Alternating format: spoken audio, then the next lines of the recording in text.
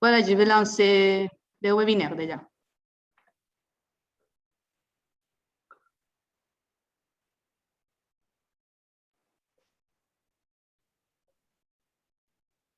Là, c'est lancé. Bonsoir, bonsoir. Hola, buenas tardes. Vamos a empezar en un par de minutos.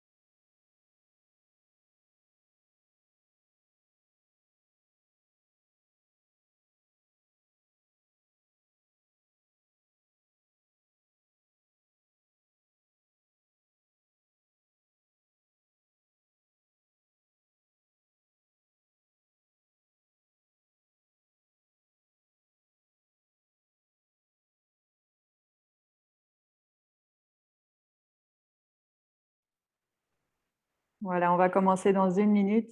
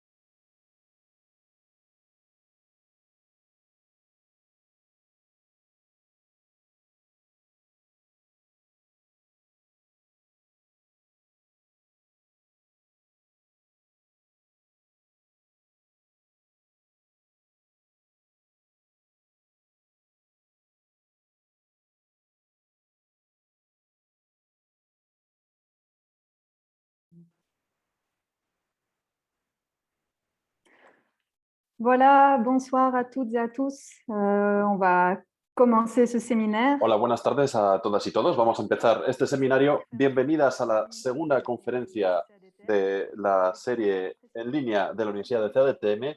Voy a empezar por indicar que podéis elegir el idioma de interpretación apretando en el planeta que aparece abajo de vuestra pantalla. Y le voy a dar la introducción en francés.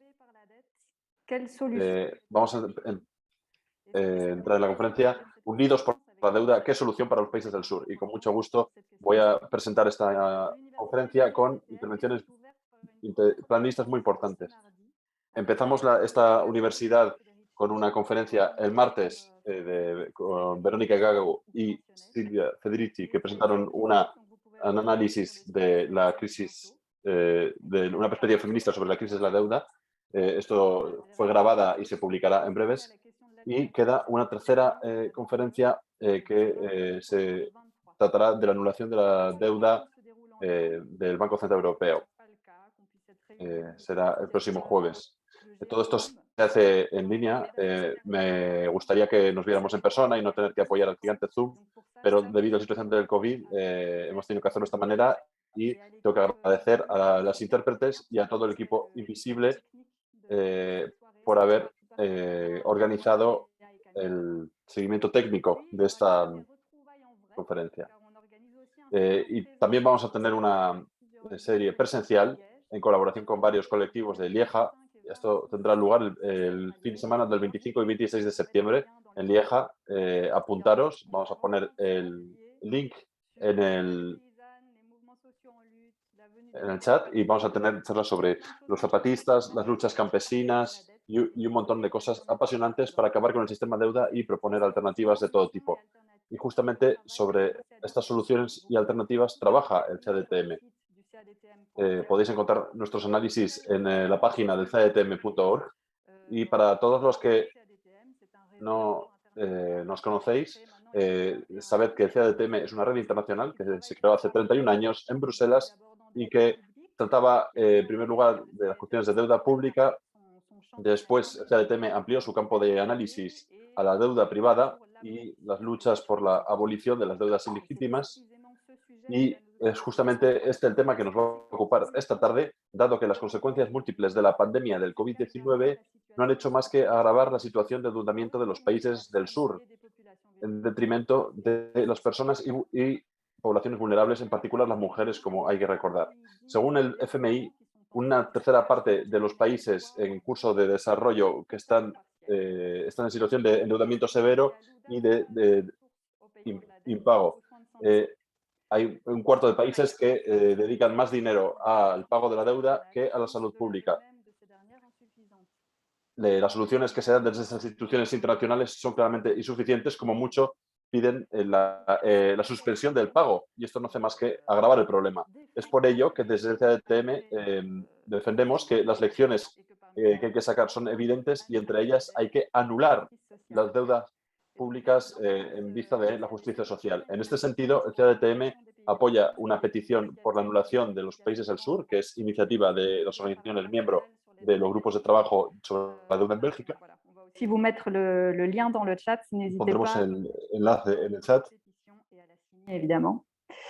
Et donc pour Así que no sortir. dudéis en visitarla y firmarla. Para sacar a los países del sur de la trampa de la deuda, tenemos que pedir una anulación, como pide el CADTM, o reestructuración, suspensión, creación de auditorías ciudadanas o mecanismos internacionales organizados por la ONU. Todo esto son preguntas sobre las cuales van a hablar nuestros 4 panelistas de esta tarde. Tenemos a Juan Pablo Bojolavsky, en primer lugar, experto independiente de la ONU sobre la deuda externa y los derechos humanos de 2013 y 2020. Después tenemos a Nongo Sambasila, es economista senegalés, afiliado a la Fundación Rosa Luxemburgo de Dakar y al Colectivo por la Renovación Africana. Tenemos a Yolanda Fresnillo también, tenemos a Yolanda Fresnillo, que es la que trabaja en Eurodad, y después Omar Aziki, que es miembro del CADTM en Marruecos. Entonces, antes de entrar en el tema, algunas precisiones sobre el desarrollo de la jornada, que va a durar hasta las 20:30. Voy a dar la palabra 15 minutos a cada uno, si fuera posible, y después tendremos una buena hora para reaccionar a las preguntas que vais a plantear. Así que no dudéis en plantear las preguntas por escrito en el propio chat de Zoom o en YouTube. Y no dudéis tampoco en señalar vuestro idioma, vuestro lugar de origen, desde donde habláis, presentaros. Y con esto creo que hemos explicado todas las cuestiones técnicas y voy a dar la palabra a Juan Pablo Bojolavsky, que va a hablar de las soluciones que propone la Conferencia de Naciones Unidas sobre Comercio y Desarrollo. Gracias, Juan Pablo.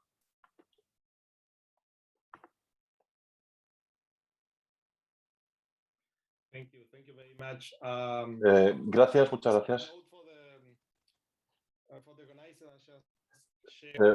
Un punto para los organizadores y que podéis compartir la presentación con los intérpretes, que va a ser un poco técnica, así que quizás les ayude. Lo acabo de mandar por correo. Muchas gracias por invitarme a participar en esta universidad de verano. Es un placer para mí ser parte de este panel con estos colegas tan distinguidos. Mi principal objetivo es hablar de soluciones para los países del sur que están sometidos al yugo de la deuda. Así que hoy me gustaría avanzar un poco respecto a lo que solemos oír por parte de diversas agencias que suelen hablar de una suspensión temporal de pagos por parte de las instituciones financieras y los acreedores, programas de alivio a la deuda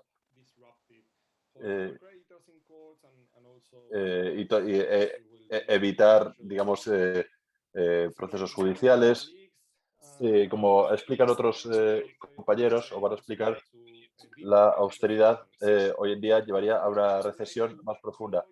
Pero hoy me gustaría llamar vuestra atención a una cuestión crucial que no se suele abordar en la discusión pública y en la propia agenda de las organizaciones de la sociedad civil, a pesar de sus importantes consecuencias. Hablo del sistema de primas de riesgo que gobierna el sistema financiero. Así que voy a compartir con vosotros los principales hallazgos y argumentos hechos en un artículo que acabo de publicar con Oliver Paneke. Lo pongo en el chat y con el enlace al artículo. Es Open Access. Un segundito.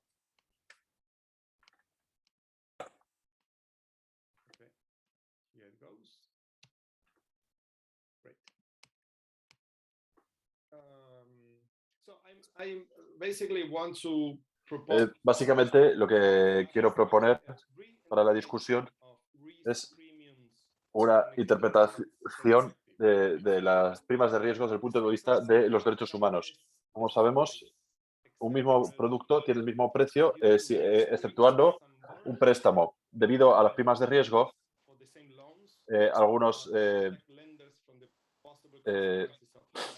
deudores pagan más intereses a unos u a otros para protegerlos del riesgo. Esto está bien, pero el enfoque actual es que la programación de los pagos reduce el riesgo a lo largo del tiempo. Después, según se va pagando la deuda, el riesgo se va reduciendo también. De modo que es el momento de repensar este proceso para asegurarnos de que no se violen los derechos humanos y que los recursos se dirijan para atender a necesidades. Los deudores de riesgo, digamos, pagan más que los de bajo riesgo debido a las, a las tasas de interés que son mayores dadas la falta de colateral. Pero entonces, ¿por qué el colateral se devuelve al final cuando la prima de riesgo no se devuelve? Esta cuestión debería llevar a una nueva interpretación de las primas de riesgo que se incluya en las propias tasas de interés y con estos fondos se debería combatir el cambio climático o el COVID. En el caso de estados y empresas, eh, eh, lo que se hace es añadir una prima de riesgo. Si el cash flow del cliente y la suma del pago son iguales, hay dos aspectos que afectan a la prima de riesgo, el colateral y la duración de la deuda. Estas primas de riesgo están por todas partes. Tienen su origen en el trabajo de la Comisión sobre Supervisión Bancaria, que estableció toda la arquitectura financiera internacional.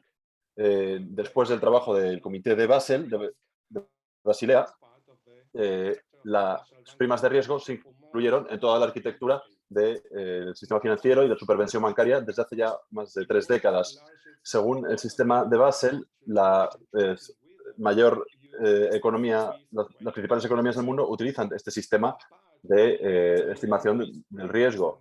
Entonces, aparte de las primas de riesgo y las tasas de interés, estos cálculos son fundamentales para el funcionamiento del sistema financiero. Da igual si el cliente son estados, son negocios o son personas individuales. En la práctica, clientes sin ningún riesgo y con un colateral muy bueno no suponen ningún riesgo para el prestamista, aún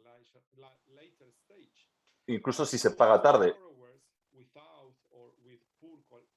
Pero, por otra parte, deudores que no tienen colateral son muy peligrosos al principio del comienzo del pago, porque el acreedor no se arriesga no a recuperar todo su principal.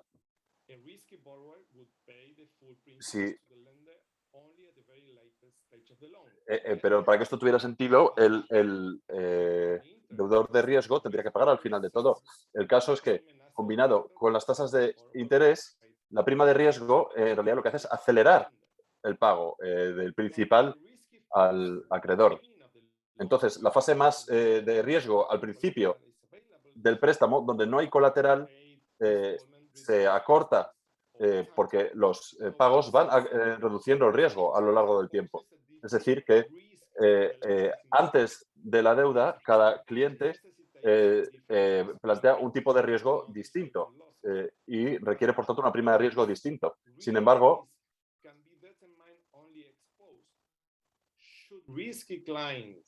eh,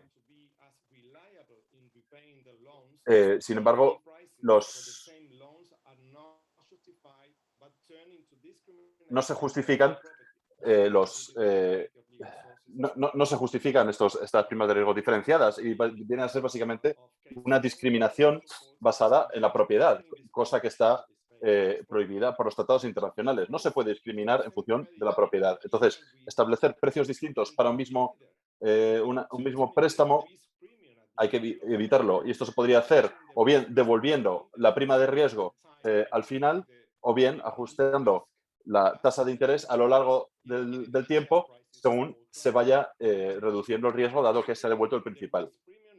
Devolver la prima de riesgo sería posible porque básicamente es parte de la tasa de interés. Por tanto, parte del precio del crédito y no son propiedad del acreedor. Entonces, la prima de riesgo debería devolverse igual que se devuelve el colateral una vez que se ha pagado el principal. Entonces, por resumir, ajustar las tasas de interés y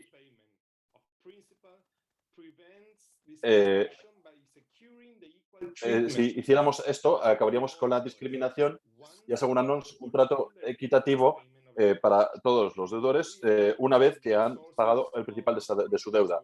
Esto liberaría recursos de los deudores más pobres, permitiendo además a las entidades públicas establecer políticas públicas y ayudando de esta manera a sus ciudadanos. Entonces, esto sería una manera de equilibrar los intereses del prestamista y del deudor. Y no supondría una carga adicional para los acreedores, sino que sería una manera de ajustar la arquitectura financiera sin afectar a la libertad de contrato, a las fuerzas del mercado, y se trataría simplemente de tratar los tasas de interés como precios y no como una propiedad. En el contexto tan dramático de COVID-19, hay que dedicar un montón de recursos a la protección de la vida, asegurándonos de proteger los derechos humanos, sociales y demás. Entonces, basándonos en los acuerdos de Basilea, los bancos ya están obligados a ajustar los datos de manejo de riesgo cada 3 meses, de modo que están obligados a recopilar los datos necesarios para ajustar las tasas de interés y para la devolución de las primas de riesgo. Aunque esto pueda llevar a un beneficio reducido, los bancos también tendrían una estimación del riesgo más efectiva y más estabilidad, dado que habría menos impagos. Todos los estados, y en particular los miembros del G20, tendrían que hacer frente a sus obligaciones de derechos humanos y proteger la propiedad de sus ciudadanos y de sus empresas, aprobando legislaciones que aprobaran esta legislación, asegurando que se devuelva la prima de riesgo al término del préstamo y se vaya ajustando la tasa de interés según se va pagando el principal. Este enfoque podría contribuir a la financiación de un Green New Deal, así como la lucha contra el COVID-19, como ya he mencionado. Por último, me parece que esta reinterpretación que acabo de proponer de las primas de riesgo muestra que la legislación de derechos humanos tiene el potencial y la sofisticación técnica necesaria para desafiar a las ciencias neoliberales y la lucha contra la desigualdad. Muchas gracias.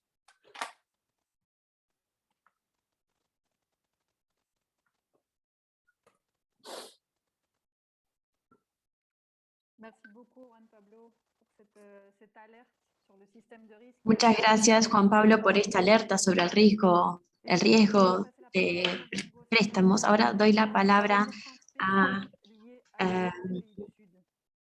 sobre el endeudamiento de los países del sur con Don Kosamba Sila.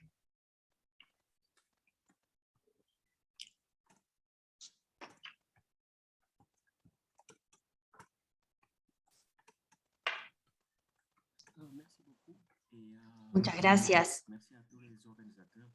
Y gracias a los organizadores por la invitación.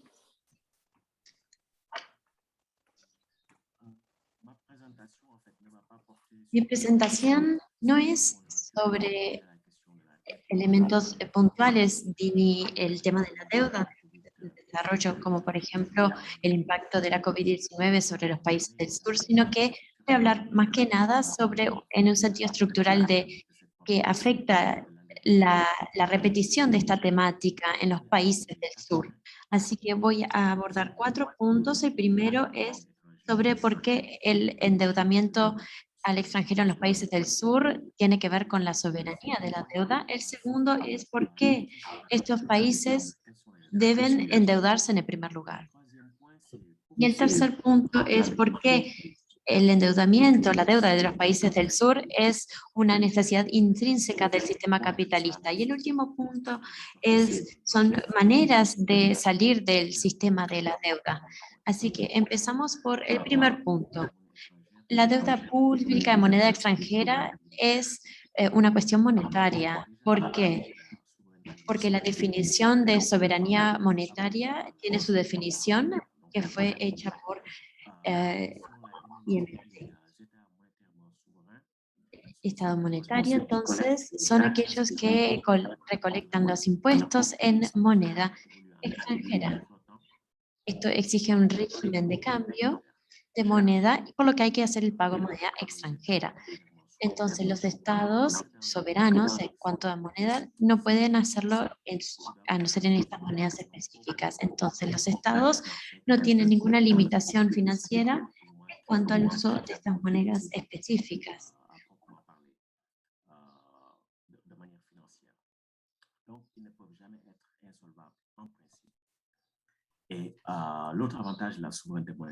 La otra ventaja de la soberanía monetaria es que los estados tienen la posibilidad de controlar la tasa de ingreso de la transacción. Es decir, que podemos regular las tasas de interés y, por lo tanto, ver bien la suma en relación con el PIB.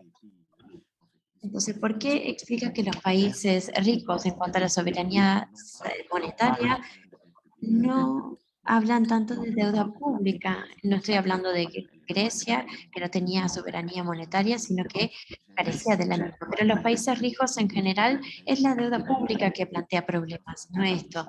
Entonces, esto parece aumentar en periodos de crisis y esto lleva a una reducción de la independencia monetaria. Pero es lo opuesto en países en desarrollo, porque la deuda pública muchas veces está cotizada en moneda extranjera, lo cual debilita su soberanía monetaria. Un ejemplo que doy a menudo es que Japón tenía una deuda pública de 250%, no tenía problema de soberanía, pero Senegal, con la aparición de la pandemia, tenía un mayor porcentaje y Senegal tenía un problema de deuda pública porque gran parte de su deuda estaba retenida en moneda extranjera. Entonces, es una transacción muy importante a realizar. Acá estoy para hablar de por qué los países en desarrollo tienen que cotizar en moneda extranjera. Y la respuesta que les doy es que estos países en desarrollo tienen una dependencia financiera y económica. Hay 2 aspectos en cuestión. Entonces, la dependencia financiera es que aquellos países en desarrollo no tienen la manera de arreglar esta balanza de pagos y deben endeudarse para realizar los pagos. Los países ricos no tienen estos problemas porque tienen una moneda de reserva internacional o otro mecanismo donde pueden hacer un cambio de la libra, el dólar u otros, pero los pequeños países pueden hacer este cambio, esta tasa de cambio sin grandes problemas, pero el tema, cómo se ha configurado todo esto a nivel internacional, presenta un problema, porque no hay un mecanismo gratuito de conversión de pagos de entre países. Entonces, son los países en desarrollo que sufren más en esta situación y a veces hablamos de problemas de transferencia. Y vemos como algunos países, cuando están en una coyuntura desfavorable, como por ejemplo cuando se reducen las materias primas o tienen problemas de transacción, entonces aumentan el cargo de la deuda, que permanece idéntica, pero cuando se convierte a moneda extranjera se necesita más dinero local para poder hacer el pago correspondiente y por lo tanto la deuda aumenta. Otro aspecto legal de la dependencia financiera es la estructuración de las finanzas domésticas por el sistema privado que permite, esto es un reflejo de neocolonialismo. Esto en muchos países de África muestran que los sistemas financieros no son eficaces y no funcionan porque son heredados. Y este es el ejemplo de Senegal, donde tenemos los bancos, por ejemplo, no ofrecen el tiempo de crédito de la economía real y por lo tanto es negativo. Y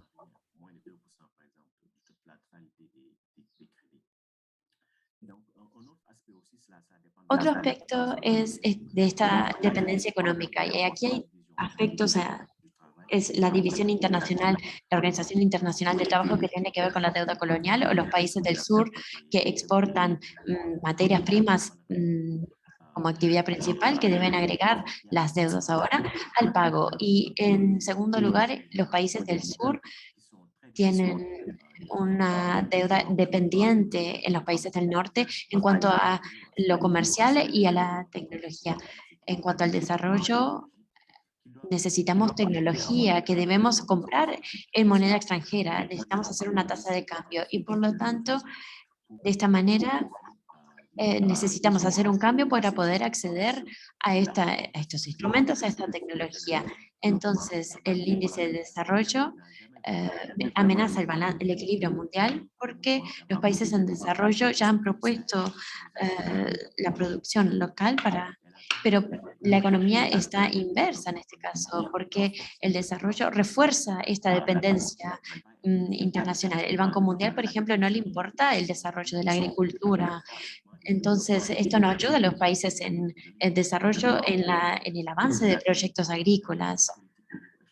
También las políticas de libre comercio, el Fondo Monetario Internacional, la Organización Mundial de Comercio, se inscriben en esta perspectiva del trabajo que beneficia a las multinacionales occidentales. Hay un libro que dice que un libro economista con un enfoque comunista, economista, empujan a los países del sur a endeudarse que nunca podrán pagar. Y estas políticas occidentales no ofrecen una solución política y por lo tanto no creamos esta condicionalidad. Y todo este proceso se privatiza y este es el problema de la crisis actual que todos conocemos. Y el tercer aspecto importante es los países en desarrollo tienen un control, tienen sumas que podrían ser monetizadas a nivel doméstico. Y esto en los países ricos, por ejemplo, de recursos mineros, no lo implementan. Un ejemplo es el periodo del levantamiento de África, por ejemplo, vimos un aumento importante en África y también vimos una salida de capital muy importante, muy considerable, principalmente el apatriamiento de ganancias y hacia el extranjero. En este periodo de 2000 a 2016, la deuda total pública salida de las ganancias era de 16.000 millones de dólares, y ahí pueden ver que era un gran porcentaje del PIB del continente. Y esto es en el mismo periodo de los intereses sobre la deuda de estos países en cuanto a exterior, era de 100.000 millones. Entonces, el apatrimonio de ganancias era muy superior. Esto es un aspecto que demuestra hasta qué punto los países del sur se ven impactados por esta deuda. Entonces, la dependencia económica y financiera justifican la existencia de este endeudamiento estructural de los países del sur, pero a estos elementos también se le agregan otros factores más agravantes, donde los inversores y el poder que tienen sobre la deuda en los recursos financieros son invertidos en los terceros países. Entonces, se trata de la amplitud de las inversiones del sur que se benefician las multinacionales. Y los países africanos, por ejemplo, ya habló Ana, es sumamente discriminatorio porque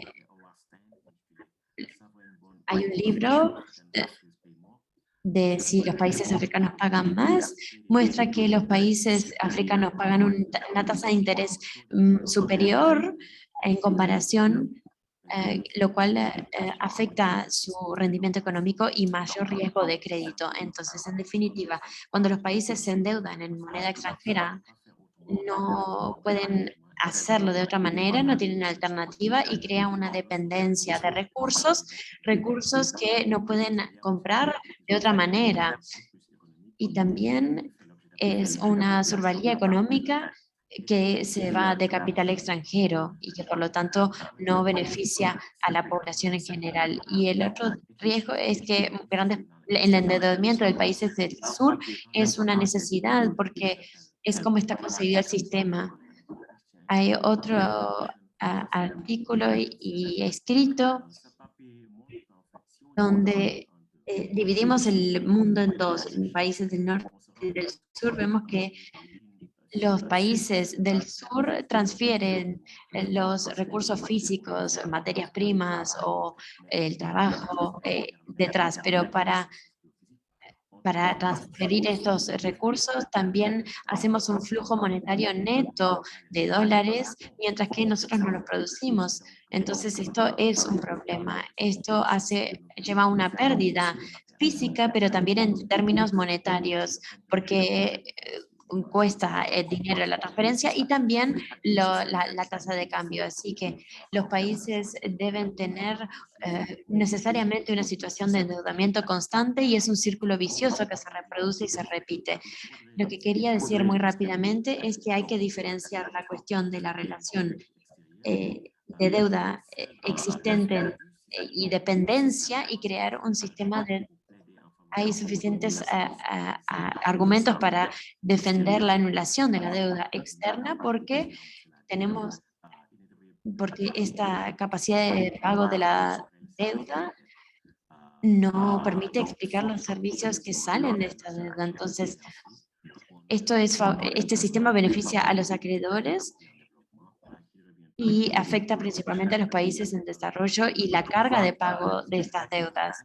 Y las deudas no se van a desaparecer con las anulaciones de deudas concebidas por ellos. La deuda, ya lo hemos visto, que fue anulada en los años 2000, se reconstituyó nuevamente. Así que la cuestión de la deuda externa y exterior de los países del sur hay que encajarla en una noción de concepción global, económica y financiera. Y la necesidad de justicia para que se controlen los sectores domésticos nacionales de producción y populares para que sea la decisión de la mayoría. Tiene que haber una relación de la producción de recursos locales y también una reducción de recursos reales. Necesitamos también podemos hacer otras cosas para poder hacer a manera local, para no ir a lo extranjero.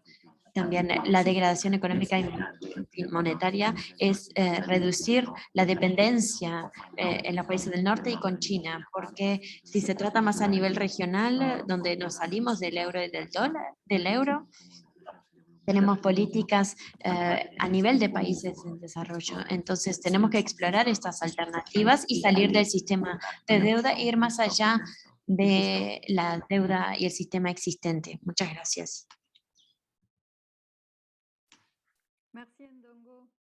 Muchas gracias, Ndongo, sobre la deuda, la estructura de la deuda actual y también las posibilidades de desconectarse de este sistema global. Esto nos da ciertos indicios que son muy interesantes. Muchísimas gracias. Ahora doy la palabra a Yolanda Fresnió.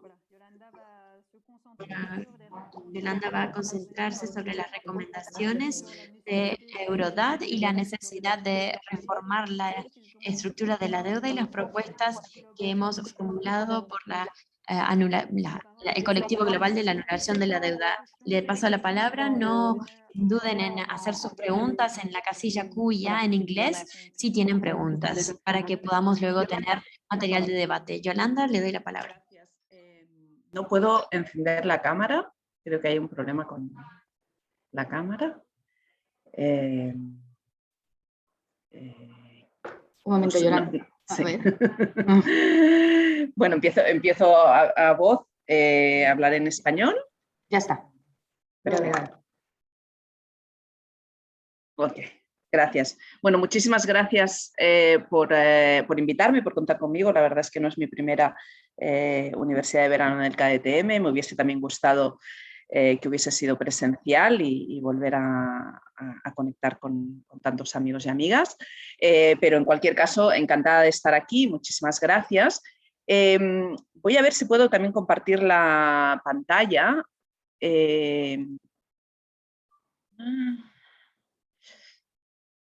Porque me gustaría compartir algunas imágenes con vosotros. Espero que la veáis. Entonces, como ha comentado Anaís, voy a hablar sobre algunas de las propuestas de la sociedad civil, no solo de Eurodat, sino también de la coalición internacional que se formó el año pasado ante la agravación, ¿no? Cómo se volvió más grave esta crisis de la deuda. Pero me gustaría también explicar un poco cómo ha sido este impacto de la crisis de la COVID, la crisis económica derivada de la COVID en los niveles de deuda, ¿no? Ya lo han dicho los compañeros, la crisis de la deuda es algo recurrente, no se genera a causa de esta crisis de la COVID, incluso antes de la pandemia, los países del sur global estaban afrontando situaciones de crisis de deuda que se ha acelerado estos últimos 2 años, según los datos de Eurodat. En los últimos 10 años, entre 2010 y 2020, la deuda pública, la deuda soberana de los países en desarrollo, pero en realidad son los países que el Banco Mundial identifica como de renta baja y renta media, se incrementó de una media de un 40% del PIB a un 62% del PIB. Esto es una cifra que simplemente nos indica que se ha aumentado, que ha aumentado en todas las regiones, que ha aumentado también en los países del norte, especialmente en el último año, y más de un tercio de este incremento en los países del sur se dio precisamente en 2020, ¿no? Por los impactos económicos de la pandemia. La respuesta multilateral a ese incremento de la deuda, y no voy a ahondar aquí en los impactos de ese incremento de la deuda, os recomiendo, si no estuvisteis el martes en la conferencia de Silvia Federici y Verónica Gago, que la veáis, porque hablaron mucho de esos impactos, especialmente sobre las mujeres, de elevados niveles de deuda pública y cómo eso también lleva a un mayor endeudamiento de las familias, especialmente de las mujeres, y especialmente de las mujeres migrantes, de las mujeres racializadas, de las mujeres más vulnerabilizadas.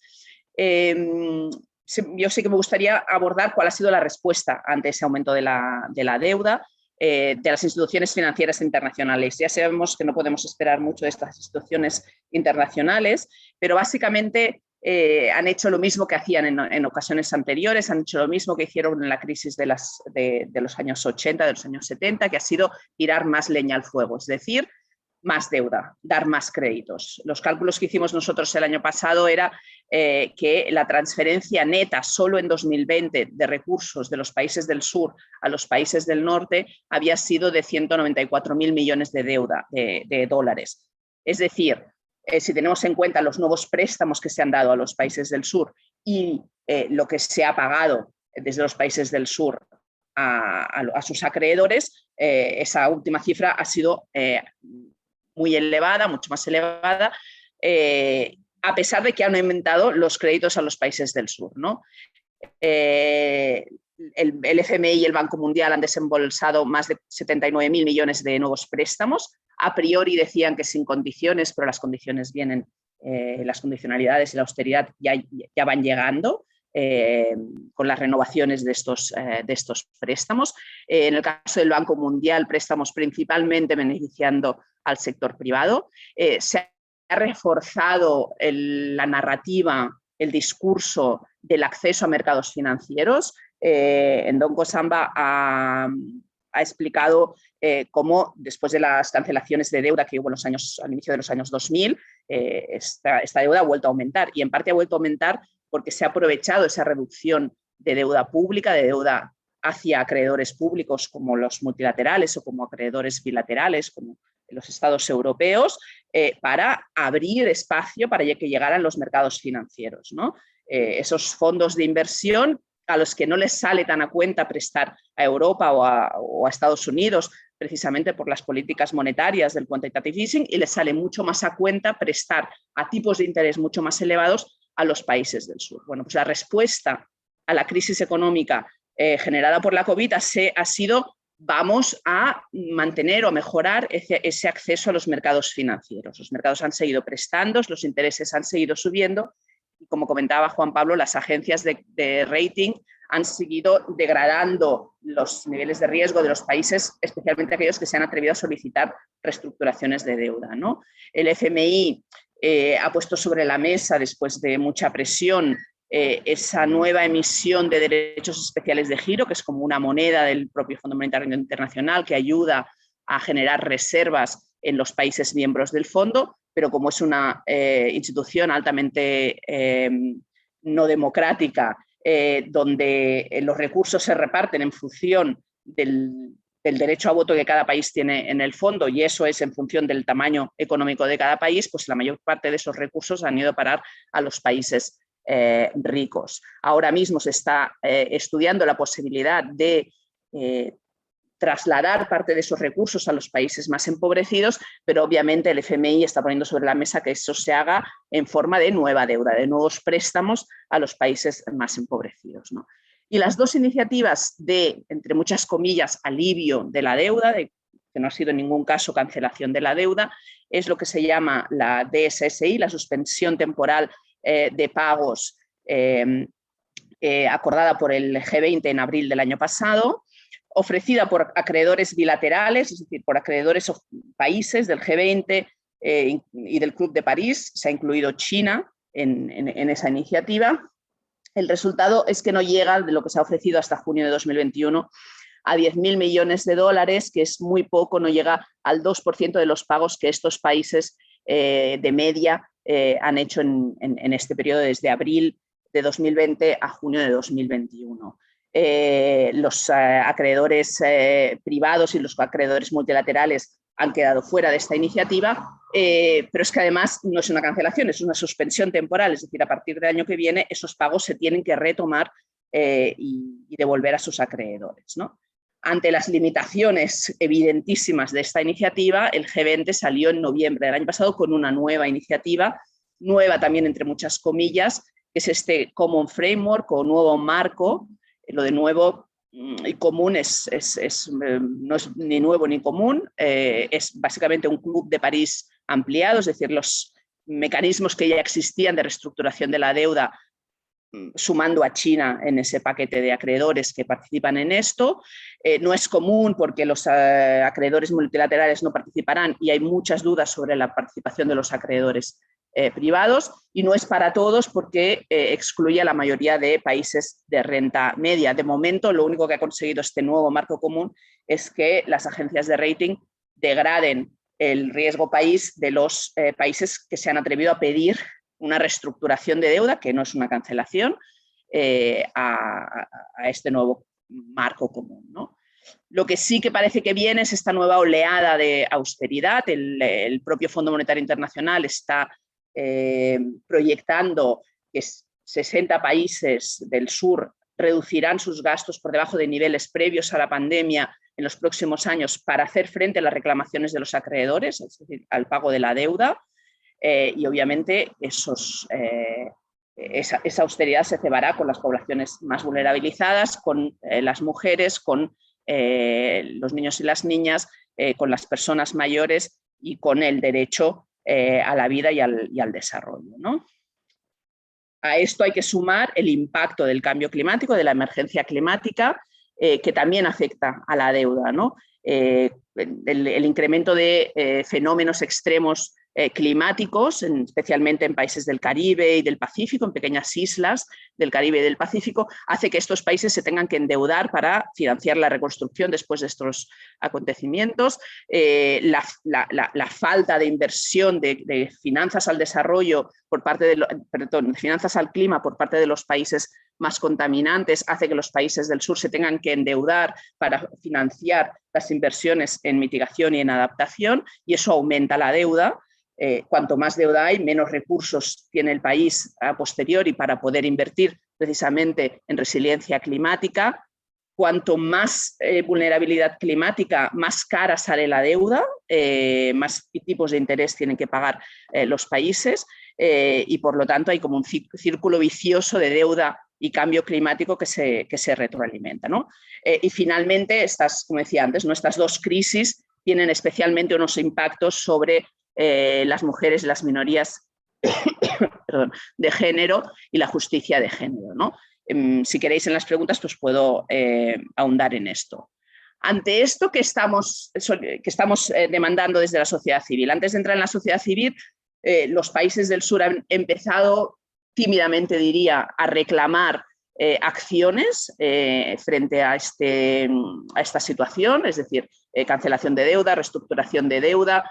En este caso, he puesto aquí las últimas declaraciones de dos primeras ministras de Bangladesh y de Barbados, reclamando cancelación, reestructuración de deuda para los países más afectados por el cambio climático. Esta es una de las tendencias, pero hay otros países que han estado pidiendo esas reformas del sistema financiero internacional, a la vez que cancelaciones reales de deuda para los países más afectados por la COVID y por este incremento de la deuda pública, ¿no? El año pasado, por estas fechas, nos unimos diferentes organizaciones de la sociedad civil y organizamos la Semana de Acción Global por la Cancelación de la Deuda. Aquí tenéis la página web, luego la puedo compartir en el chat. Y las demandas, digamos, a las que llegamos, las que acordamos. La primera, obviamente, la anulación incondicional de los pagos de deuda pública por parte de todos los prestamistas, bilaterales, multilaterales y privados, para todos los países que lo necesiten, sin que sean solo los más empobrecidos según esos indicadores, digamos, del Banco Mundial o del Fondo Monetario Internacional, porque hay países de renta media muy afectados por la crisis de la deuda. Perdón por si estoy yendo muy rápido a los traductores, a veces me acelero, disculpa. Y en segundo lugar, el uso de esos recursos liberados para atender las necesidades de la población. Esta cuestión, desde la sociedad civil, se reclama que no sea una condición a la cancelación de la deuda, sino que sea una decisión soberana de los países del sur. Como la coalición también hay organizaciones del sur, esta es como un reclamo a sus gobernantes a que utilicen esos recursos liberados para invertir en el bienestar de la población, ¿no? Una de las demandas que volvió a ponerse encima de la mesa es la realización de auditorías de deuda que examinen la naturaleza, el propósito, los términos, las condiciones de la deuda e identifiquen si hay deudas ilegítimas o insostenibles para reclamar la cancelación de esas deudas insostenibles e ilegítimas, ¿no? Un cuarto punto que genera algo de discusión en la sociedad civil es la creación de un marco bajo los auspicios de Naciones Unidas más justo, más transparente, más previsible, vinculante y multilateral para la resolución de crisis de deuda. Hoy en día, cuando un país tiene un problema para pagar su deuda, básicamente tiene que negociar con todos sus acreedores en la solitud de la posición del deudor y no existe un sistema internacional de quiebra, digamos, para los países y para ofrecer una solución justa a esta situación, ¿no? Obviamente la revisión de las políticas y prácticas de préstamos, es decir, avanzar hacia algo que hemos trabajado también con Juan Pablo, que es la financiación responsable por parte de los acreedores o de los prestamistas y el endeudamiento responsable por parte de los países, y que se crea un marco, digamos, obligatorio a esa financiación responsable para prevenir la acumulación de deudas insostenibles e ilegítimas, ¿no? Obviamente la primacía de los derechos humanos respecto a los pagos de la deuda, y ahí hay también una demanda de revisar el concepto de sostenibilidad de la deuda. Y creo que aquí estoy citando a Juan Pablo, diciendo que cuando ocupaba la posición de experto independiente de Naciones Unidas sobre deuda y derechos humanos, y es que no podemos considerar una deuda sostenible cuando para pagarla un país tiene que renunciar a garantizar los derechos humanos de su población. Pues eso hoy en día es así y eso debe cambiar, ¿no? Y finalmente la reparación por los daños causados a países, pueblos y naturaleza debido a esas deudas insostenibles e ilegítimas. En definitiva, esa apuesta, digamos, por la transformación de los sistemas económicos y financieros, porque como decía Ndongo, aunque se cancelen las deudas, si todo sigue igual, digamos, se volverán a acumular esas deudas. O cambiamos el sistema de financiamiento, cambiamos los sistemas monetarios, asegurando que los países pueden defender esa soberanía monetaria, cambiamos obviamente también las relaciones económicas y comerciales, o simplemente será cancelar la deuda para poner el contador a cero y volver a seguir acumulando. Y dos últimos minutos, ¿qué es lo que está previsto en los próximos meses? Esas movilizaciones del año pasado se van a volver a repetir este año. Esas movilizaciones del año pasado fueron virtuales, este año no van a poder ser diferentes, aunque en algunos lugares se van a realizar acciones, digamos, presenciales. Pero se están convocando 2 semanas, no una sola semana, sino 2 semanas, esos días de acción global por la cancelación de la deuda, del 15 al 30 de octubre. Dentro de esos días se incluye una campaña específica por la cancelación de la deuda y la justicia climática, es decir, esa vinculación entre la deuda y el clima. En ese sentido, el 22 de octubre, que es la fecha señalada por Fridays for Future para convocar la huelga mundial por el clima, realizaremos una campaña en redes sociales, en Twitter, sobre justicia de deuda y justicia climática. Se realizarán encuentros virtuales, talleres, acciones locales. Estamos realizando ahora las reuniones preparatorias. La próxima es el 24 de septiembre. Si tenéis interés, pues obviamente están abiertas a todos aquellos y aquellas activistas y estamos intentando que tengan traducción simultánea para que todos y todas podáis participar. ¿Y por qué en estos días? Bueno, pues porque en estos días se realizan una serie de eventos internacionales, empezando esta semana por la Asamblea General de Naciones Unidas y una serie de reuniones en Naciones Unidas, incluyendo la cumbre de UNCTAD a principios de octubre, los encuentros anuales del Banco Mundial y el FMI entre el 11 y el 17 de octubre, la cumbre del G20 a finales de octubre y creo que no aparece en la pantalla, pero la COP26 durante las 2 primeras semanas de noviembre. Son acontecimientos internacionales que favorecen esa movilización, aunque la COVID no nos permita hacer toda la movilización física y cara a cara que querríamos, como mínimo a nivel virtual sí que lo vamos a hacer. Y entonces en la otra columna tenéis algunas de las iniciativas que ya estamos organizando. Esta Universidad de Verano, por ejemplo. La semana que viene hay una Asamblea Global de los Pueblos en paralelo a la Asamblea de Naciones Unidas. fórum de sociedad civil paralelo a la cumbre de UNCTAD, una serie de días de acción global contra el clima, creo que es 24 y 95 de septiembre y el 22 de octubre. Obviamente el día de Thomas Sankara y bueno, toda una serie de acontecimientos. Acabo, como no podía acabar de otra manera, con Thomas Sankara, que denunciaba precisamente que el sistema de deuda en realidad es un casino. Mientras los financieros tengan ganancias no hay debate, pero cuando empiezan a sufrir o a predecir que pueden sufrir pérdidas, entonces exigen el reembolso, aunque sea a costa de la vida y los derechos humanos. Muchas gracias.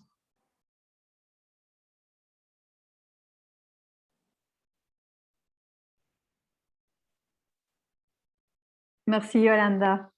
Merci por cette mise en évidence de la responsabilidad. Muchas gracias, Yolanda. Gracias por habernos puesto a ver la responsabilidad de las organizaciones internacionales frente a los países del sur. Y gracias también por las propuestas de los distintos ponentes, como establecer, por ejemplo, un marco multilateral de reestructuración de deudas. Creo que todo esto puede llevar un debate, puede estar a favor o en contra de estas soluciones. Le voy a dar la palabra a Omar Asiki, que va a presentar las recomendaciones del CADTM ATAC, que está llevado más hacia actos soberanos. Y no duden en hacer sus preguntas en el chat o en la sección de preguntas y respuestas en Q y A de Zoom. Y después de la intervención de Omar, pasaré a las reacciones a sus preguntas. Así que, Omar, tienes la palabra. Gracias a todas y todos. Y buenos días.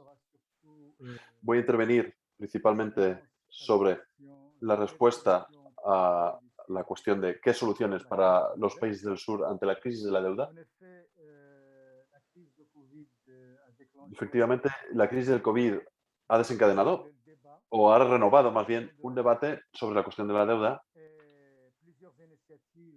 Ha habido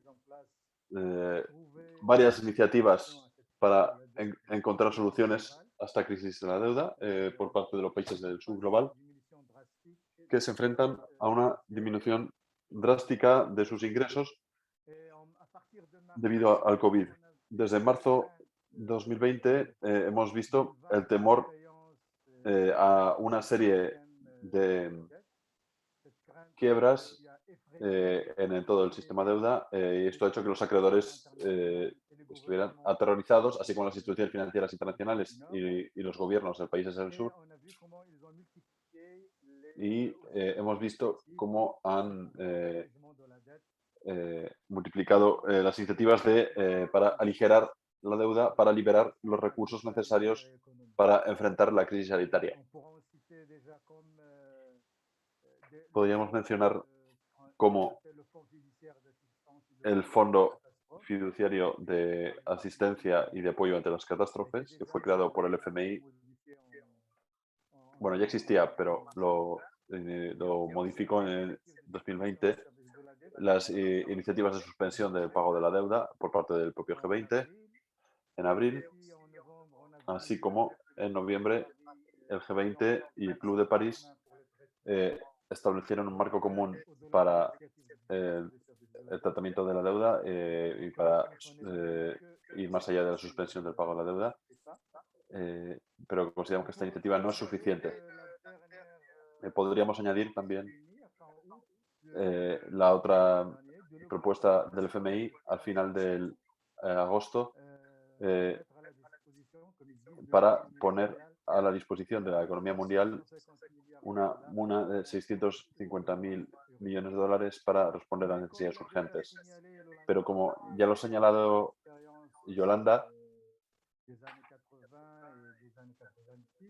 teniendo en cuenta las experiencias de los años 80 y de los años 90, y así como múltiples análisis, vemos como muchas de estas propuestas son insuficientes para enfrentar a la situación de crisis de endeudamiento del sur y están muy por debajo de los desafíos reales. Así que, al fin y al cabo, no podemos esperar gran cosa de estas iniciativas, justamente porque están en este sistema de deuda, como ya lo ha mencionado el compañero Ndongo. Entonces, las soluciones que han defendido, como señalaba Yolanda, excluyen a los acreedores privados, los cuales son una parte cada vez mayor, sobre todo de la deuda pública, en particular de los países del sur. La deuda de los países del sur son a menudo obligaciones comerciales que se negocian en los mercados de capitales internacionales. Entonces, estas soluciones solo afectan a una pequeña parte de los países más pobres y excluyen a una buena parte de los países intermedios y con ello más del 73% de la población mundial, que están completamente subyugados por la deuda. Por citar, por ejemplo, el Líbano, que es un país que está en estado de quiebra y de hambruna incluso. Hay que mencionar también que las agencias de calificación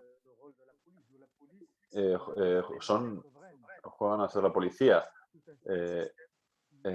calificando la deuda soberana. Es un sistema que está muy sesgado.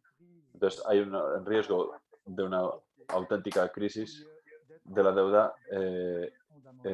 Lo que hacen este riesgo se pospone en vez de tratarlo efectivamente mediante una suspensión, una anulación de la deuda. Podríamos decir que estas instituciones financieras internacionales quizás están aliviadas de haber evitado el peor escenario ante el desencadenamiento de la crisis del COVID. Y su objetivo principal no es reformar la arquitectura de la deuda tal como existe hoy en día, sino más bien evitar las anulaciones concretas de la deuda y evitar el debate en torno a la anulación de la deuda. Todo esto podría añadirse a una serie de llamamientos que tuvieron un efecto de anuncio, pero ninguna continuación para establecer una lucha por la anulación de la deuda. Hablo, por ejemplo, del llamamiento de la Unión Africana, las declaraciones del primer ministro de Pakistán o del presidente senegalés, por no hablar del Papa o del presidente francés, Macron. Todos estos son llamamientos que son más bien declarativos y que lo que tratan es de convencer a las instituciones financieras internacionales de que eviten el peor escenario de impago. Habría que añadir también el informe del experto independiente de la ONU, que está a cargo de examinar los efectos de la deuda externa sobre los derechos humanos, que se publicó el pasado 4 de agosto y que se concentra sobre una reforma de la arquitectura internacional de la deuda en relación con los derechos humanos. Es un informe internacional, digo, un informe muy interesante porque critica, por ejemplo, al FMI, pero básicamente su recomendación se refiere a la reforma de estas instituciones, la reforma de las instituciones de calificación y creación de un mecanismo de la deuda para la ONU, que como ya ha mencionado Yolanda, pues no es la solución según la propia sociedad civil. El CDTM ha mandado propuestas al experto, pero no fueron tenidas en cuenta y el CDTM no aparece mencionado en la lista de ONGs consultadas. Entonces, en lo que respecta a las propuestas del CDTM, todas estas medidas que hemos presentado, lo que sirven es a desviar la discusión sobre las auténticas soluciones que tienen que ver con la abolición de la deuda o anulación de la deuda. El CDTM, como red, trabaja en sinergia con otras organizaciones, movimientos y redes, como ha comentado Yolanda, por ejemplo, con Eurodat, a escala internacional. Hemos empezado muchos llamamientos en movimientos sociales, muchas actividades sobre el debate de la anulación de la deuda. Y podríamos decir que también la cuestión de las deudas ilegítimas o la ilegitimidad de la deuda y del sistema de deuda y el rechazo de las políticas de las instituciones financieras internacionales, del Banco Mundial y demás, está en el centro de las batallas sociales y políticas de hoy en día, y también a medio y largo plazo, porque como ya habíamos dicho, el endeudamiento lo que hace es simplemente es posponer las consecuencias al futuro. De modo que la deuda no es solo una cuestión técnica, como nos hacen creer las instituciones financieras, sino que hay cuestiones directamente políticas, como lo comentaba Ndongo, respecto al sistema de dominación a escala internacional.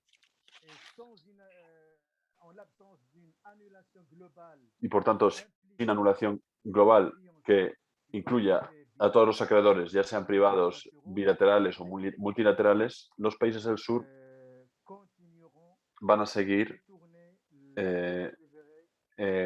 retrayendo recursos para pagar la deuda. Entonces, nuestra reivindicación principal consiste en suspender inmediatamente el pago de la deuda pública. Las sumas que se ahorrarían así podrían canalizarse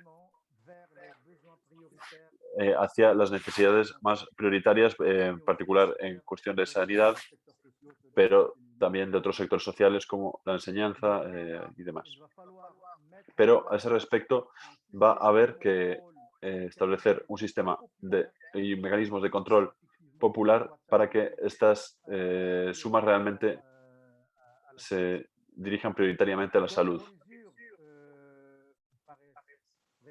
Otras medidas que parecerían fáciles para liberar recursos financieros sería establecer impuestos de crisis sobre las grandes fortunas, establecer impuestos sobre las multinacionales y grandes empresas responsables del gran fraude fiscal, congelar el gasto militar, acabar con los subsidios a los bancos y al sector financiero, es decir, todo un conjunto de medidas que querríamos que se tienen que insertar en un programa que se oponga a toda la arquitectura del sistema capitalista mundial. Como ha mencionado Ndongo, la anulación de la deuda no es suficiente por sí misma. Tiene que ir acompañada por un cuestionamiento del sistema capitalista en su conjunto. De acuerdo, entonces, para preparar esta lucha contra las instituciones financieras internacionales mediante movilizaciones populares fuertes, llegado este momento, podríamos comenzar un proceso para identificar la parte ilegítima de la deuda pública. Y esta noción de ilegitimidad implica necesariamente la reputación que se basará sobre un amplio proceso de auditoría ciudadana de la deuda, que llevará a movilizaciones y debería concluir en una decisión de reputación de la deuda mediante un acto político y soberano.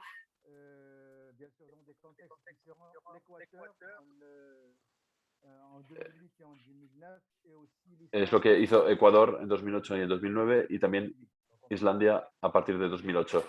No vamos a volver a estos detalles, pero son dos experiencias que muestran que desobedecer a los acreedores no es una catástrofe y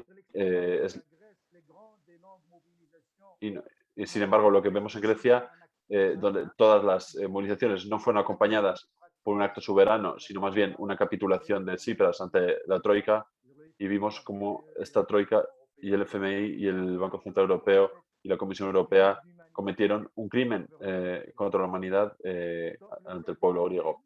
De modo que el CADTM, la red CADTM, presenta estas propuestas participando también en varios procesos de auditoría ciudadana. Iniciamos así un proceso democrático ligado a este proceso de auditoría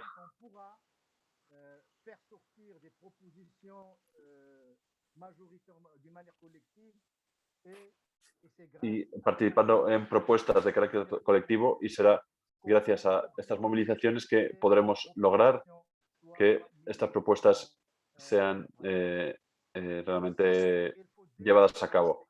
Hay que denunciar y rechazar el chantaje que efectúan los acreedores privados y las agencias de calificación.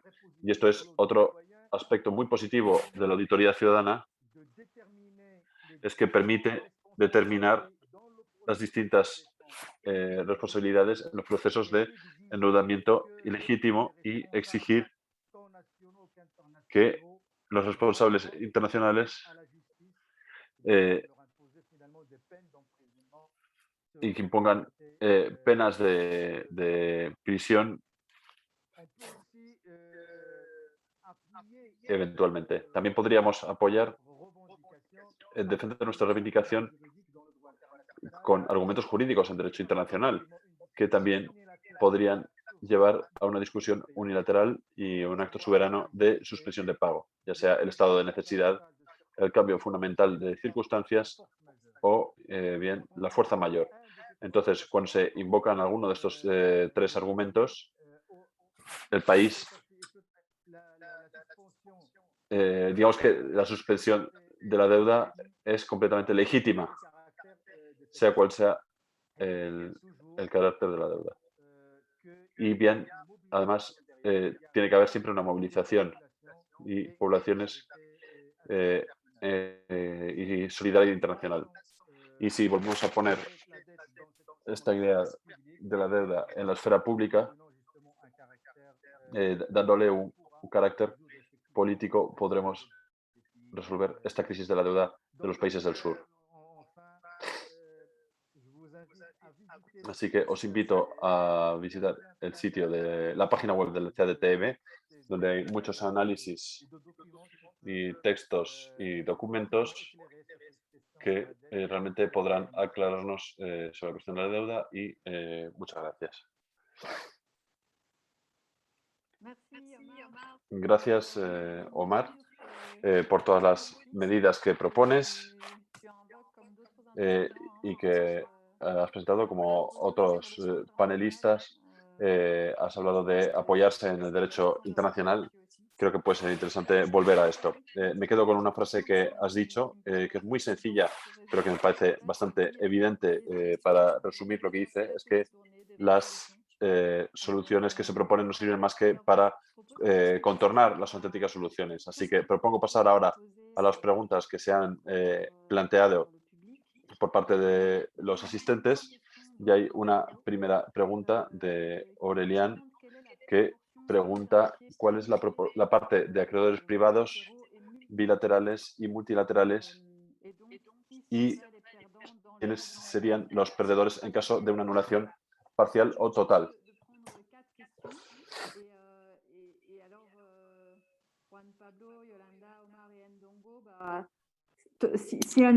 Propongo tomar 3 preguntas y luego pasamos a otras preguntas y pueden los participantes responder. Entonces, esta primera pregunta sobre los acreedores privados, bilaterales o multilaterales.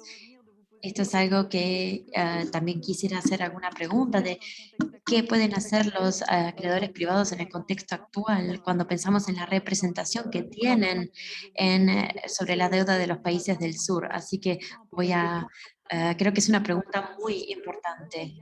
La segunda pregunta de Olian también es cómo la situación actual se compara con la situación de la anulación del jubilé del año 2000. ¿Cuáles son las magnitudes de deudas? ¿Cuáles son los actores? Disculpen, tengo un problema en la conversación. Entonces, ¿qué actores, qué vinculación de poder, qué participantes y voces críticas? La situación del jubilé puede repetirse. Esto pide comparar aquello que pasó en el año 2000 con ahora. Y luego tenemos una tercera pregunta de Jacques Bertolo. donde pregunta la tasa de reembolso de los países del sur por los antiguos países colonizadores y las materias físicas que fueron transferidas y capital que fue transferido al norte durante siglos. Así que aquí tenemos estas tres primeras preguntas. Podemos empezar con estas, que son de por sí bastante vastas. No sé si alguno de ustedes tres quisiera tomar la palabra primero.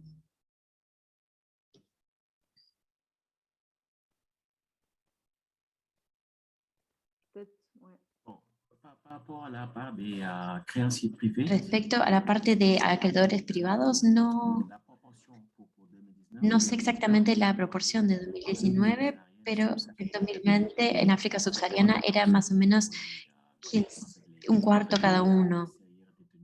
La deuda externa de los acreedores privados. Y los bancos comerciales también tenían una tasa importante. Entonces,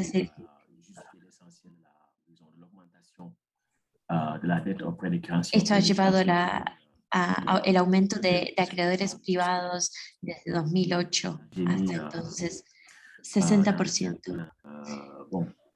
Remiro acaba de incluir en la conversación, pero estas son estadísticas del Banco Mundial y podemos allí encontrar distintas categorías y grupos económicos también. Podemos ver la relación de la deuda.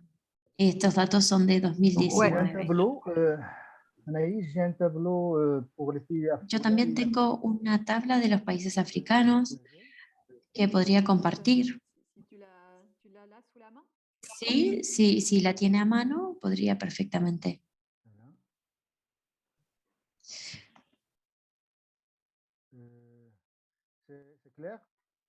Ahí está, ¿se ve bien? Bueno, así que, ¿quiénes tienen las deudas africanas? Esto es de 2020. Voy a enviarles el enlace de inmediato, pero vemos muy claramente que los acreedores privados constituyen el 32%. Las instituciones multilaterales representan el 35%. Esto es para los países africanos. Y China también tiene una gran importancia en cuanto a la deuda de África. Los acreedores privados tienden a aumentar. En 26, 27 en total, se trata de 5, pero van aumentando porque se benefician de las condiciones de préstamos y de tasas de interés, digamos, competitivos en el mercado financiero internacional. Entonces, el peso de los acreedores privados es muy importante y con sus condiciones.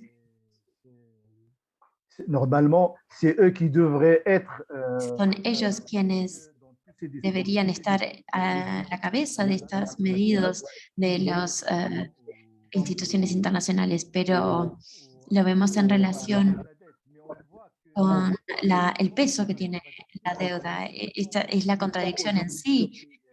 Eso que lo que hace el IMF y el G20 intentan tener el dinero, sacar el dinero para que se pague las deudas de los acreedores privados. La contradicción reside en toda esta arquitectura, en este sistema. Lo que nosotros pedimos es una anulación de los acreedores privados porque están condicionados por un conjunto de condiciones de tasas de interés que estrangulan al pueblo y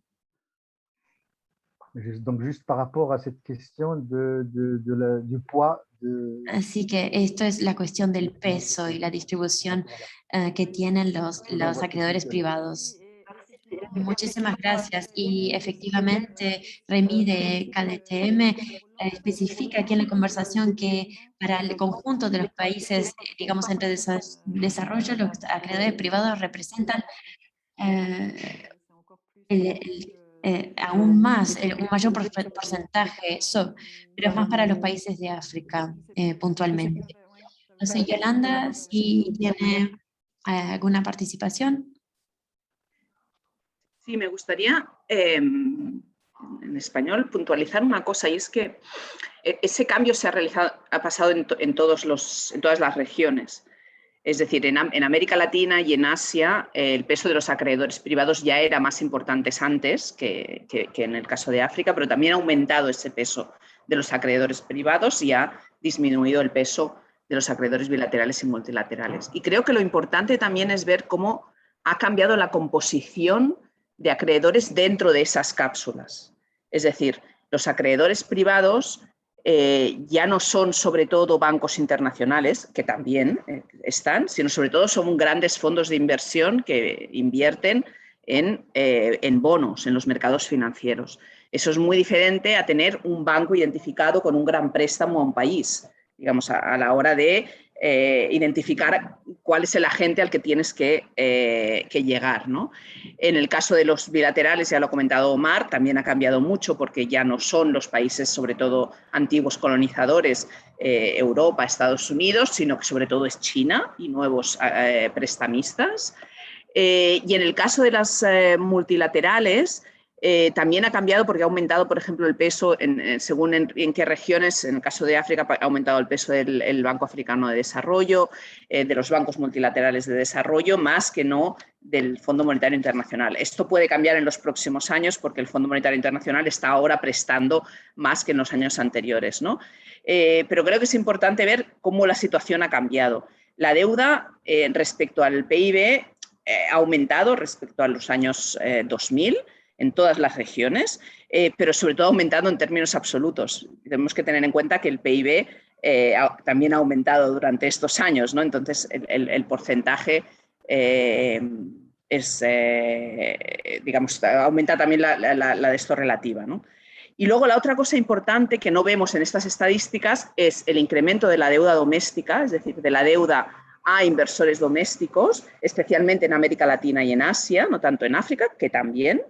Y el incremento de la deuda privada, que tampoco le hacemos mucho caso, pero ha aumentado mucho la deuda privada, también especialmente en América Latina y en Asia.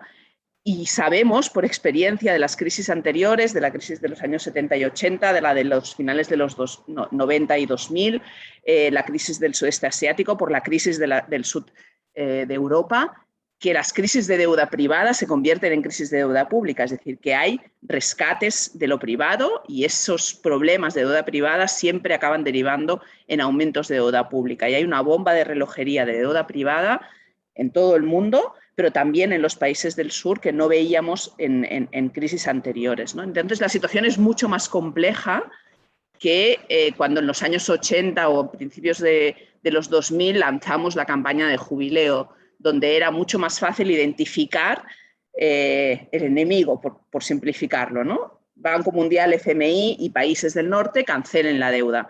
Ahora estamos hablando de eso, fondos de inversión, bonistas, inversores, muchas veces invisibles. Con Eurodata hemos conseguido algunos datos para identificar cuáles son esos fondos de inversión, pero no son datos accesibles. Y entonces acaba siendo mucho más complicado, ¿no? Está China, el rol de China es muy importante.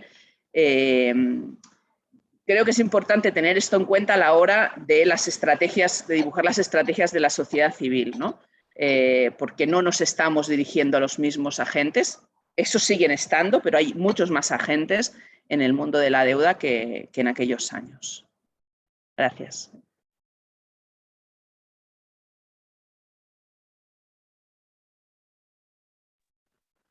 Merci, merci. Il y avait encore cette question. Muchas gracias. Teníamos una última pregunta de Jacques sobre el reembolso de los países del sur para los antiguos países colonizadores y la transferencia de materias físicas y capital durante siglos. Tal vez podríamos hacer mención de esto. Si quisieran seguir con este aspecto, continuar así. Luego tenemos otra pregunta de Regis, que pregunta sobre las fuentes de financiación, por ejemplo, la fiscalidad. Si anulamos las deudas, pero el financiamiento se mantiene débil, sigue existiendo gran parte del problema. Entonces, tenemos dos preguntas más. Tenemos una pregunta de François que pregunta cuáles son las relaciones de KDTM con una izquierda europea en la Unión Europea. Podríamos apoyarnos en ello para cambiar las cosas o avanzarlas. En los programas no hablamos en la práctica de esto. En otras instancias hablamos sobre detallar los contenidos de tratados de libre comercio en África del Este y África Austral. También el problema de la deuda no es democrático desde una perspectiva no capitalista.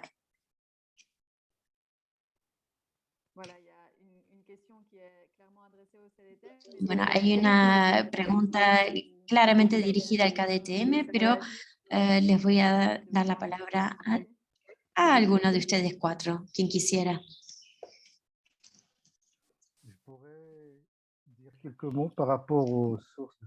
¿Podría hacer algunos comentarios sobre las fuentes de financiamiento? ¿Sí?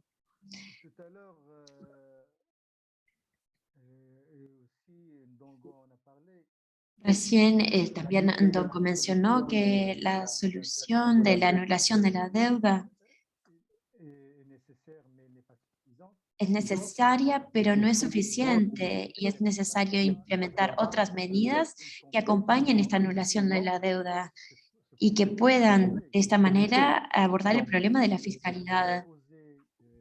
Por ejemplo, implementar impuestos sobre las grandes fortunas, sobre los grandes ingresos, las multinacionales y las grandes empresas, entre otras. Entonces, reformar en definitiva el sistema fiscal y tener mayor justicia fiscal que debe ser implementada para que podamos liberar recursos y, por supuesto, tener un menor peso fiscal que sea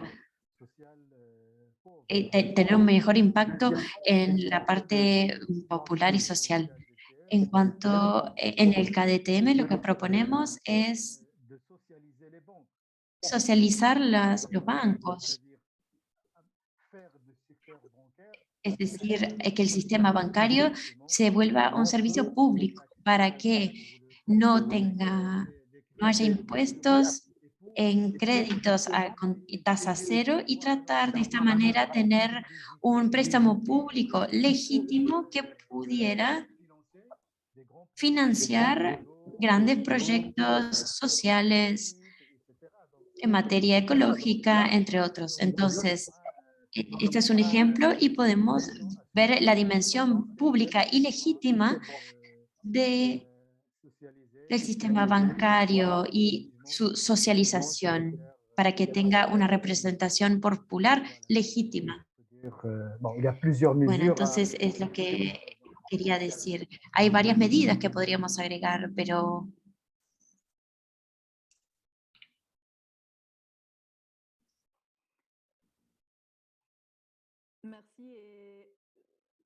muchas gracias.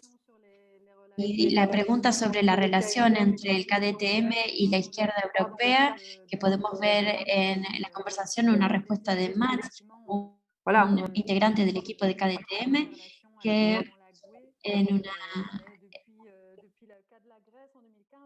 después del caso de Grecia en 2015, el caso de la anulación de la deuda no ha llegado a un consenso en cuanto a la izquierda europea, y tal vez no haya sido tampoco la prioridad, así que el KDTM está positivo en poder hacer contribuciones en este sentido. Tenemos una pregunta ahora para Juan Pablo.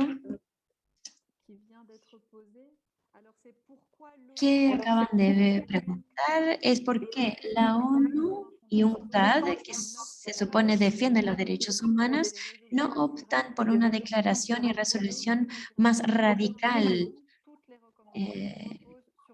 Todas las recomendaciones de hoy se basan en una una esperanza en el cambio de las estructuras y de tener grupos informales como el Club de París. Así que aquí tenemos una pregunta para Juan Pablo. Shall I go now? No puede responder. Okay. But I cannot speak on behalf of anybody. Yo no puedo hablar en nombre de nadie. Even less on behalf of the UNCTAD or the UN. Y menos But aún we en should nombre de define UNCTAD o de what la ONU en radical general. means, right? Pero tenemos que definir lo que quiere decir radical, ¿no? There have been very interesting development both in Ha the General habido Assembly with avances the muy interesantes dentro de la principles Asamblea General con on debt principios restructuring in the de resolution reestructuración. passed in 2015, and every year the Human Rights Council 2015 y passes a todos los años resolution on el Consejo de external Derechos debt Humanos and human aprueba rights, and you resoluciones can sobre see la deuda from externa y the los derechos humanos. pattern, the Y pueden way ver in which developed countries vote every que year la this forma en la que los resolution, países desarrollados votan sobre esta that resolución they cada don't like año, it. que a ellos no They les don't gusta. like the way in which the No Human les Rights gusta Council approaches la forma en la que el debt Consejo de Derechos and Humanos human rights from different angles, enfoca los derechos dealing humanos y la with deuda desde distintos ángulos, austerity, dealing with ya sea con la debt austeridad, relief, even during the con pandemic. las So we should define quitas de what deuda, radical incluso durante la pandemia. means Entonces, bueno, tenemos que in definir lo this que quieren decir context. con radical en este I mean, contexto.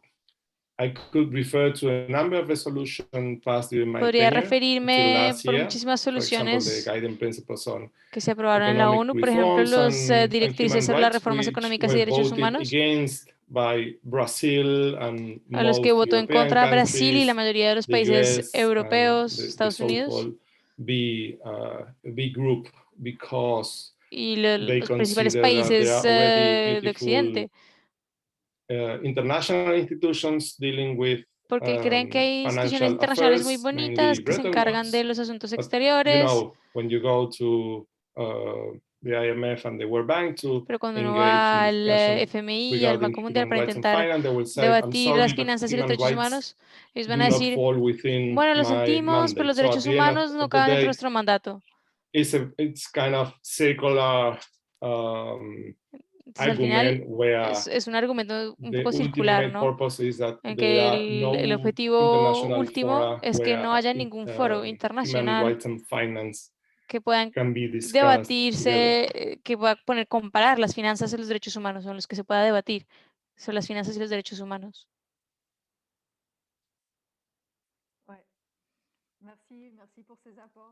Gracias por ese comentario, Juan Pablo.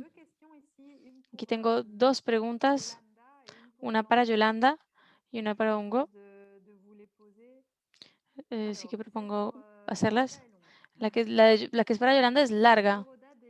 Eurodat y la red de Eurodat hacen un trabajo increíble sobre la deuda, tanto en términos de coordinación de las organizaciones a escala internacional, como en términos de incidencia hacia las instituciones financieras internacionales. Pero me parece una lástima que las soluciones propuestas por la Coordinación Internacional de la Deuda se basen esencialmente en la esperanza de un cambio por parte de las instituciones financieras internacionales. Como en los años 90, esta estrategia parece desafortunadamente estar abocada a fracasar. ¿Por qué no podemos sacar las lecciones del PPTE? ¿Por qué en un contexto así no podrían hacer un llamamiento a los estados del sur a desobedecer y a forzar a los acreedores a negociar anunciando la suspensión de pagos? El KDTM y también los economistas bastante frugales del FMI demostraron que el no pago de las deudas puede ser legítimo y permitir a los países salirse mucho mejor que sometiéndose a los deseos de los acreedores y las instituciones internacionales. Esa es para Yolanda. Y hay otra pregunta para Ndongo y lo pueden responder en el orden que quieran. Ndongo, ¿consideras tú que la suspensión de pagos podría representar un primer paso para salir del sistema de la deuda? ¿Salir de esta espiral de endeudamiento y de los límites inherentes del sistema capitalista?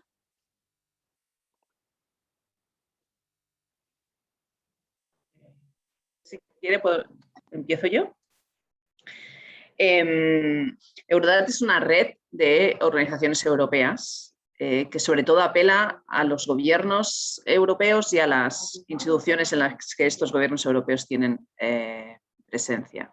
La manera que Eurodat cambiase su posición y adoptase una posición probablemente más radical en el sentido de apoyar la suspensión de pagos, que no creo que no la apoye, simplemente no es la dirección estratégica que coge, sería cambiar los miembros de la red, ¿no? Porque es a eso a lo que hacemos, digamos, lo que conforma nuestras posiciones. Y por eso precisamente hoy he querido compartir ya no las posiciones de Eurodat, que sí que son más institucionales y más del cambio, de la reforma de las instituciones financieras internacionales, sino las de la coalición internacional, que también incorporan, por ejemplo, esa demanda de restitución y de protección de los países del sur en el caso del no pago, que ahí sí que pues, se encuentra con el apoyo de Eurodat. Yo creo que para poder llevar a cabo, y eso lo creo yo personalmente también, para poder llevar a cabo y poder conseguir que las ONGs internacionales, redes como Eurodat y otras redes apoyen y pongan más esfuerzo en el trabajo sobre, por ejemplo, deuda ilegítima, como se hizo en el pasado, o de apoyo a la suspensión de pagos, deberíamos tener más posición de los países del sur, especialmente de los gobiernos, pero también de las redes que trabajan en temas de deuda. Y reconozco que el KTM es así, pero no otras redes que trabajan en deuda en los países del sur tienen esa posición hacia la suspensión de pagos, ¿no? La existencia de algunos países, algunos gobernantes, representantes de algunos países, exgobernantes de algunos países del sur, apoyando la necesidad de no pagar la deuda, ese llamado que ya hizo Tomás Sankara sobre la creación de un cártel de deudores que de forma conjunta se nieguen a pagar la deuda, eso facilitaría también que redes del norte, como es el caso de Eurodat, virasen, digamos, su posicionamiento, ¿no? Personalmente confío poco en esa esperanza en la reforma de las instituciones financieras internacionales y por eso también intento que el trabajo de Eurodat se centre en presión a organismos europeos, presión a países europeos, presión a instituciones de Naciones Unidas para adoptar, como decía Juan Pablo, ¿no?, esas resoluciones que son útiles a la hora, pues, de apoyar a países del sur que quieran hacer y tomar pasos hacia adelante en la suspensión de pagos o en la demanda de ciertas reformas que puedan facilitar esa suspensión de pagos, ¿no?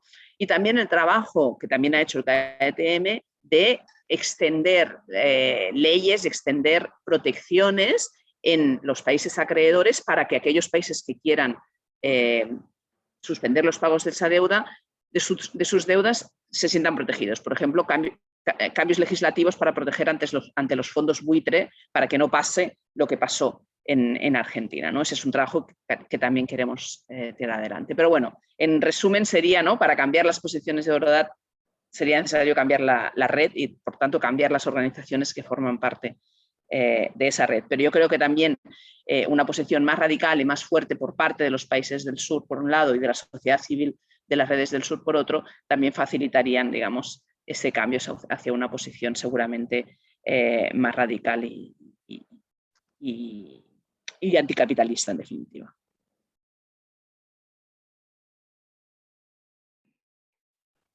Merci Yolanda por tu réponse. Je vais passer la parole à Ndongo. Muchísimas gracias, Yolanda, por tu respuesta. Voy a darle la palabra a Ndongo. Gracias, Anaís.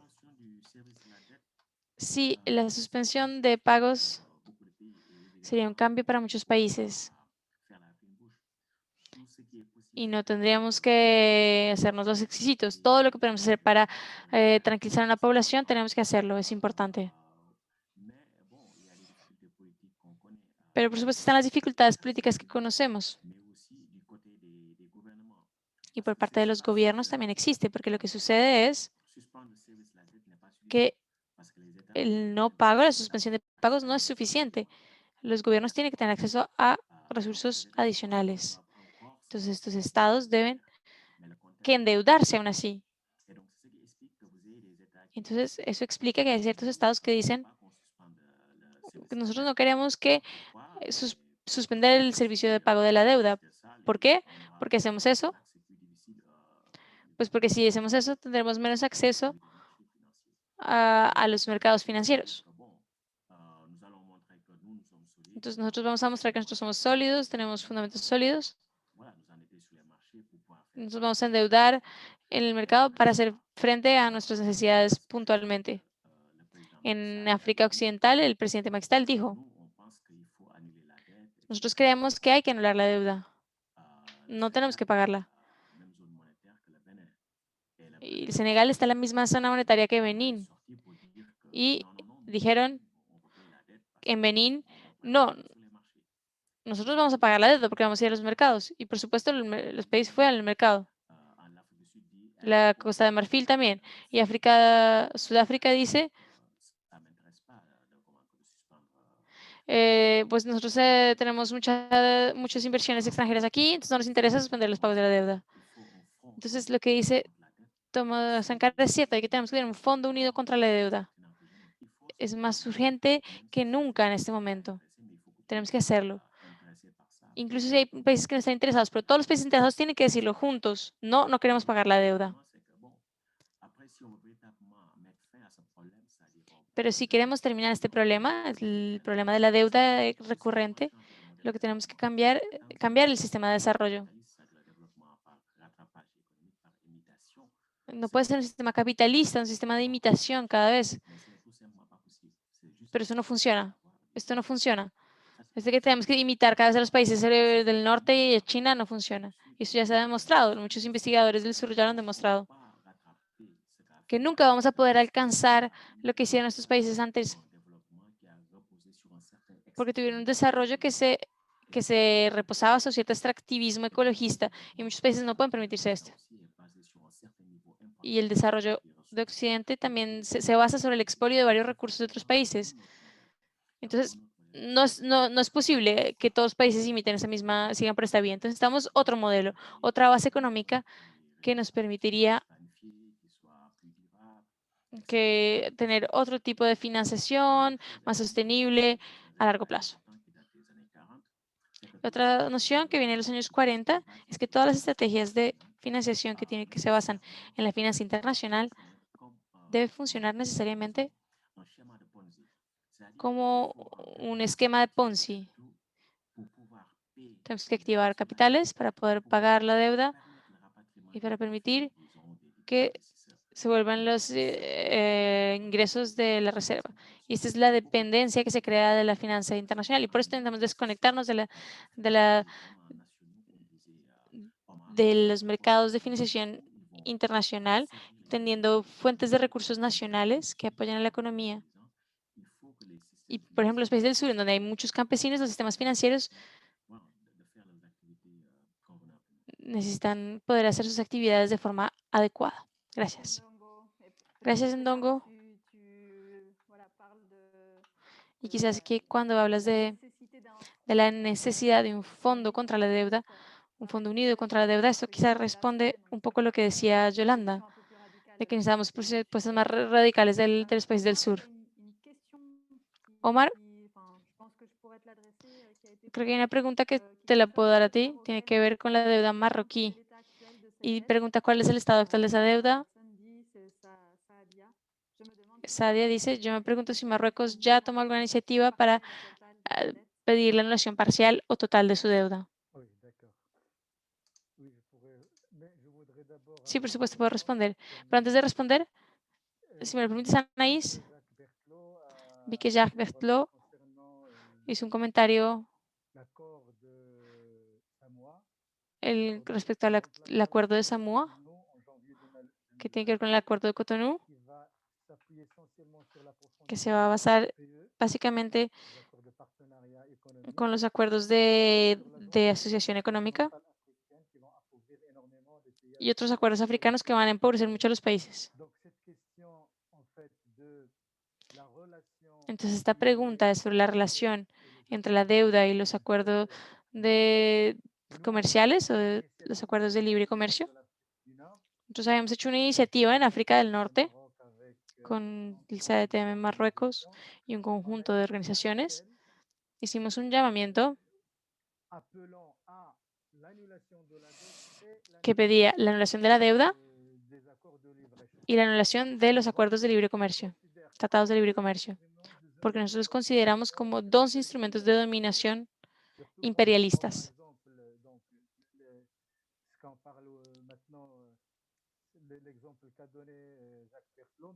Sobre todo con el ejemplo que tomamos de Jacques Berthelot y también cuando vemos Marruecos, Túnez, que en este momento negocia un acuerdo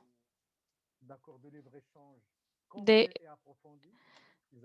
libre comercio completo y profundo,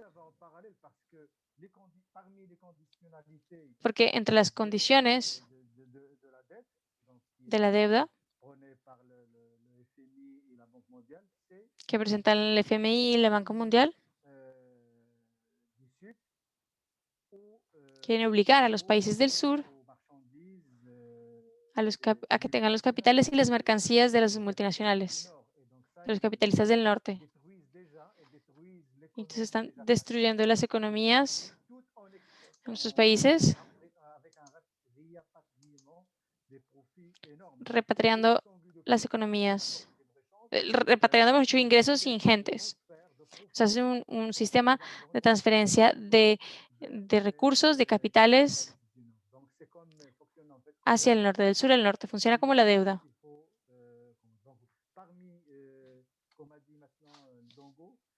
Como dijo en Dongo,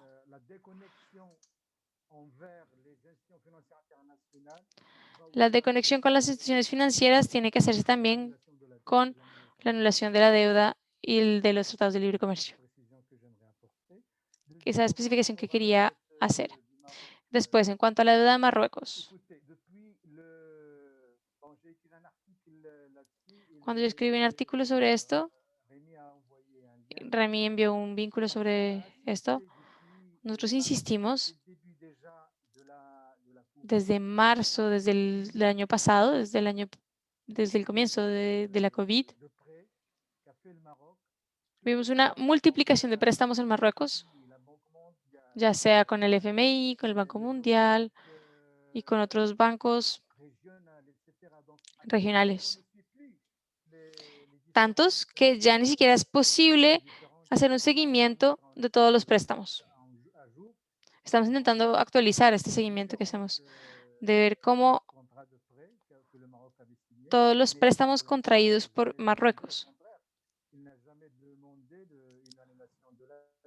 Pero no, por supuesto que no ha pedido una anulación de la deuda, todo lo contrario. Al principio de la pandemia,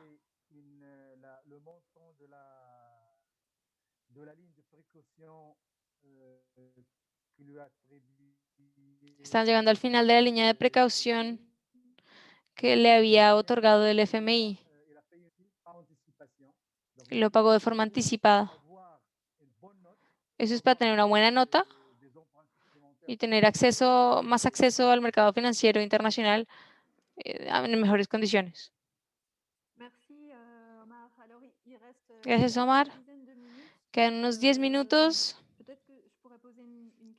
Quizá podría ser una pregunta más que está aquí. Una pregunta de Deo que pregunta cómo conciliar una política de anulación efectiva de la deuda con la urgencia de la lucha contra la pobreza en los países del sur. Me parece que esta cuestión es muy general y que hay muchos elementos de respuesta ya en vuestras intervenciones, empezando por la de Juan Pablo, con su planteamiento sobre la prima de riesgo, donde habla de suprimir la prima de riesgo para liberar recursos para los países más pobres. No sé si quizás podríais intentar responder a esta pregunta con alguna aclaración, de modo que de esta manera acabemos con ello nuestros intercambios. ¿Qué os parece? quizás alguna de vosotras o alguno de vosotros quiera contestar a esta pregunta.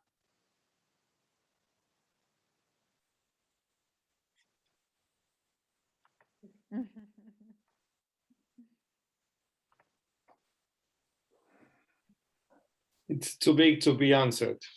Es demasiado amplia para contestar.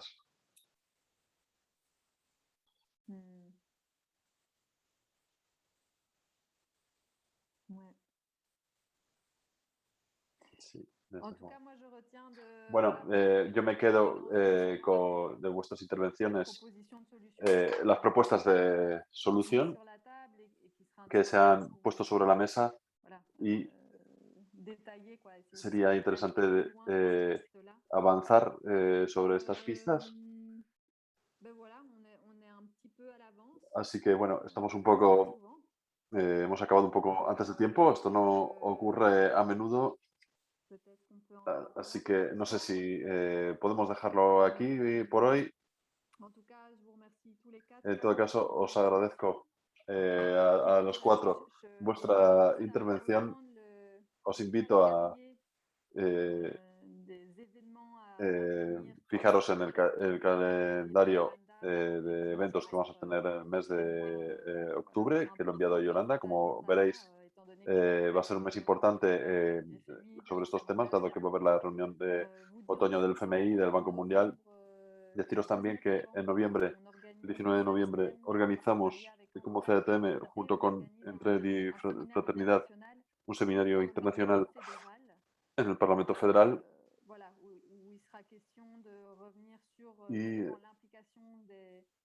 trataremos de volver justamente a la cuestión de la implicación de las instituciones financieras internacionales en el endeudamiento de los países del sur y también en particular sobre la cuestión de los acreedores privados, de modo que la jornada se va a dividir en dos partes sobre estas dos cuestiones que vamos a tratar de estudiar. Es un seminario internacional, va a haber intervenciones de Perú y de Senegal,